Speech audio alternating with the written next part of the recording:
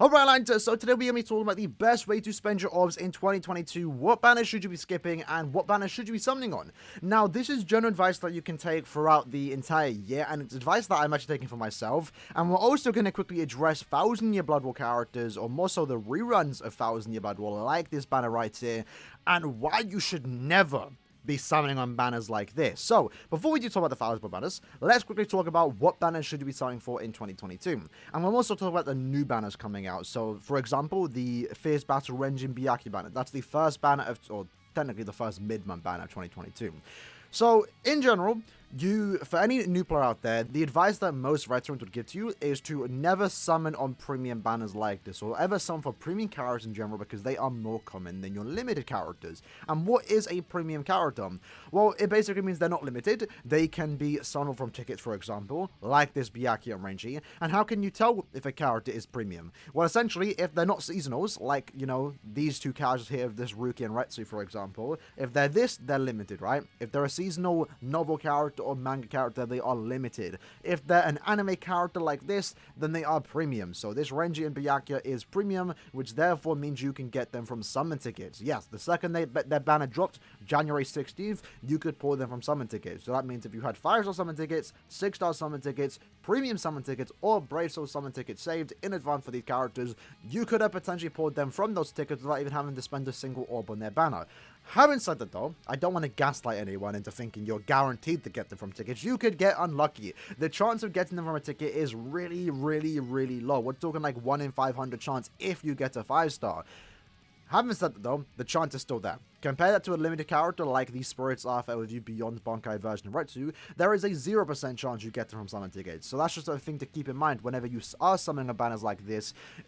When you summon a banner like this, you're not summoning to get them, you're summoning to get them early. That's the best way to look at it. Because as you can see, right, when this banner dropped, did you see any content creators summon a banner on this banner? Probably not, besides obviously Cowboy, right, because Byakuya. Obviously you should summon for your favorite characters. That's the best thing to do, is to really skip any premium or seasonal banner unless it's your favorite character. Because you know, if an Aaroniero comes out, for example, I'm gonna have to summon. Even if I don't want to, most of you lads are probably gonna call me a fake fan if I don't summon. I'm gonna have to, right? And that's the same reason why Cowboy pulled for Byakuya. That's the best way to play this game. Summon for your favorite characters. But in general, if you don't care about that and you want to just know what banners should you be summoning on for the most value out of your orbs, especially if you are a free-to-play player or someone that doesn't want to spend that much money in the game, is to never really summon on characters like this, the Byakuya and Renji, because in 7 months' time, it's around that point. After the character becomes like 7 months old, they start to become a tad bit more common than uncommon, for example. So let's use Yhwach Soifon as an example, right? This is a character that I've been kind of hating on for the last month because she got put into the post-selection banner. This character came out in April. Great character. Definitely worth having, right? But understand is that she is now at that age where she is going to start becoming significantly more common. She was in the post-selection banner, of course, because we voted her in. She was in this banner right here. She's in this current banner. She was in a banner, I think, a few months back. And she was also put into the free multis. So Yhwach Soifon is now at that age where she will start becoming more common, and the same can be said for any of the characters that came out last year. This Zangetsu, for example. Uryu is definitely at that age, and same with the Grimmjow, and even the 5th anniversary characters. They are now at that point where they're going to start, they have been common, and they will continue to be common throughout 2022, 2023, 2024. So you know, around July-ish time, I will say around that time, this Renji and Byakuya will start to appear more often than not as fillers in upcoming banners. I wouldn't be surprised if these two characters get put into the 7th anniversary banner, which is July 23rd, by the way. So yeah, that's the main thing, and why you should potentially skip every premium character is because you're eventually going to get them from tickets if you play the game a lot, and they're also going to be in fillers in like 7 or so months' time. The same can also be said for seasonal characters. Now, seasonal characters are a bit of a different situation because they are limited to a certain extent. You can't get them from summon tickets, but they also, at the same time as premium characters, around 7 months later, they start to become a bit more common. This Retsu, for example, was put in a few banners recently. She was in Poll Selection, she was in this banner in November, and then she was also thrown onto this banner. And I'd say in a couple months from now, she's also going to be put into another filler banner. So even upcoming seasonals, potentially this end of month should be a Valentine's Day themed banner. You know, in like 7 months' time, if you have the patience to wait for them, you're going to get them, right?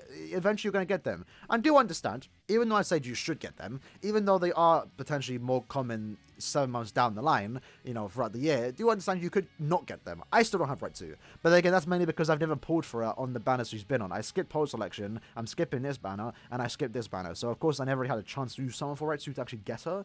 But do understand that, you know, you could still get unlucky, even though cards like 5th anniversary cards are starting, or have been significantly more common in the last year or so. You could still not get them, right? You're never guaranteed anything this game, unfortunately. But the general advice you can get from any veteran is that premium cards like this you should potentially never summon on, because, you know, they're eventually going to start to become a bit more common in like 7 months time. You will eventually get them, and you can also get them from summon tickets. Personally, I'd rather spend 1,000 orbs on the point event to get summon tickets than actually spend it on a banner like this. Moving on, let's also talk about the limited banners. These are the banners you should be summoning for, right? Can't for you old, Spirits Alpha with you, and Thousand Year Blood Orb. But only when there are new characters. As far as we know right now, only Spirits Alpha with you is getting new characters. Thousand Year Blood War will eventually get new characters, hopefully sometime this year, but as it stands right now, they are only getting reruns. Can't for you old isn't even getting reruns anymore, because mainly what they have been doing lately is putting Can't Fueled fillers for Spirits Alpha with you. As you can see here, we have round 10, round 9, 8, 7, 5, and 4 characters, and then also 3. So Can't For You All doesn't even get reruns anymore. They're mostly just used as fillers for Spirits Alpha with you. So realistically, the banners you should be summoning for are Spirits Alpha with you banners, and eventually Can't For You All and Thousand Year Blood War if we do get those new characters, because these are the ones that don't appear all too often, right? They only appear on their banner, and then when they do get a rerun, it's like 3 months later, and the banners are normally poorly placed for you to have like no orbs. So for example, round 1 or round 2 of Spirits Alpha, you did rerun near the end of November, right after the Shinji and Kisuke banners were done, where you probably had no orbs and you started saving for the end of year banner. So you didn't really even have a good chance to even summon for these characters if you also wanted to summon on the Kisuke banner and also the end of year banner, for example. So realistically, you want to try and get the characters when they're available, especially during the individual banners where they have a 1% chance to get them. It's the best chance to get them, and it's pretty much the last chance you have at getting the character at a good rate. 1%.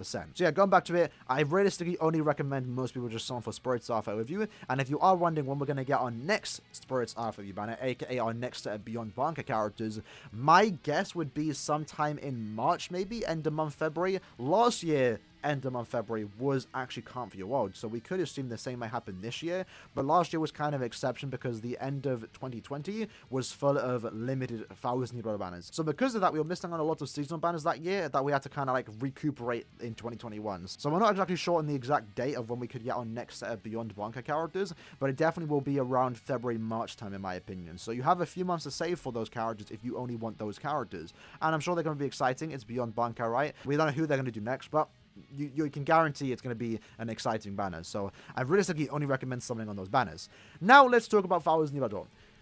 Do not summon on these banners. Maybe do the first step if you want them. If you're someone that maybe just started the game recently and never had a chance to summon for 1,000 Year Blood characters, maybe do the first step because it's discounted. But the best advice I can give out to anyone: the Misaki banner, right? Yes, it includes all 1,000 Year Blood characters. Also, the newly rerun Sternritter banner.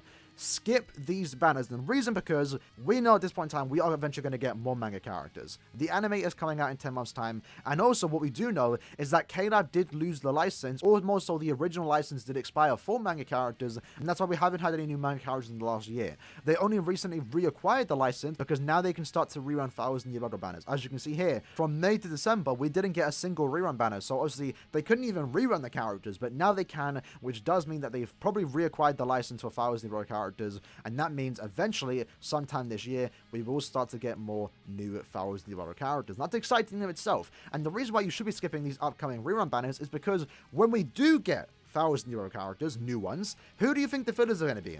It's not going to be premium characters, it's going to be 1,000 Year Blood characters. So would you rather summon on this banner right here for a chance to get Misaki, or would you rather put on a banner that has Asnot, but then also Misaki's featured as a filler?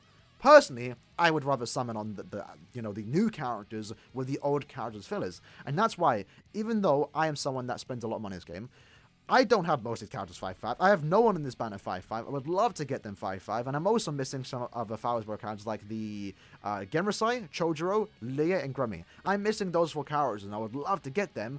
But when they do get a rerun, potentially sometime next month or the month after, I'm not pulling. I might do the first step to test my luck, but I am not pulling on those banners because I know when we get 1,000 Year Blood or new characters, the past characters will appear as fillers, and that's the best thing you can do. So I don't really recommend anyone summon on these upcoming 1,000 banners, unless, again, you really want the characters now. If you have the patience to wait for them, so when we do finally get new 1,000 Yhwach characters, the old ones will be there, and if you don't own those old ones, then the banner is significantly going to be better for you because you're just missing more characters. There's going to be more value for you to get something new. A best example I can actually give right here is the arena banner. If we look at here, Grimmjow was the first arena character. It was only him on the banner. I said for his banner, and also Byakuya's, and also Aaroniero to a certain extent, to skip these banners because eventually there will be a time where we get a new arena character that will also feature many past arena characters, and we can see that literally right here. Imagine summoning for Grimmjow. He was the only character in his banner. You spent like 6,000 orbs to get him, but then you could have just waited a couple months. And I know waiting is a hard thing to do for many people in a gacha game, myself included. But had you waited, you could have summoned for Nelio, Aaroniero, Byakuya, and Grimmjow all in one banner. And these are 4 great arena characters. More so 3 because Byakuya's kind of iffy. But yeah, like Nelio is pretty much one of the better arena characters in the game right now. Like she's kind of mediocre in PvE content, but for arena she's great. And Aaroniero is pretty much a very solid PvE and arena character. So if you just waited a few months, then you could have benefited from pulling on a significantly better banner. And the same thing can be applied for a manga banner, right? Why would you summon on a manga banner now to get them when they're not even that anything amazing anymore because they're kind of a year old at this point? Some of them are 2 years old, 3, 4 years old. Or would you just rather wait for the new manga characters that are going to be more exciting in my opinion because they're new, they're probably going to be broken, and at the same time you could go for those new characters while also pulling some of the old characters. I'd rather do the latter in my opinion. So that's the general advice I can give to any new player playing this game in 2022, anyone that just wants advice on what you should summon for in 2022. If you want to just have the best value for your orbs, only summon for Spirit Cypher with you, and if you're thinking about summoning 1,000 Blood War, just wait until we get new characters because the old characters will reappear as fillers. Or more so they should. They could always give us other characters fillers, but for the most part, from what we have seen in the past, is that when we get a new manga banner, manga characters should be fillers. So that said, hope you guys did enjoy the video, and until next time, peace.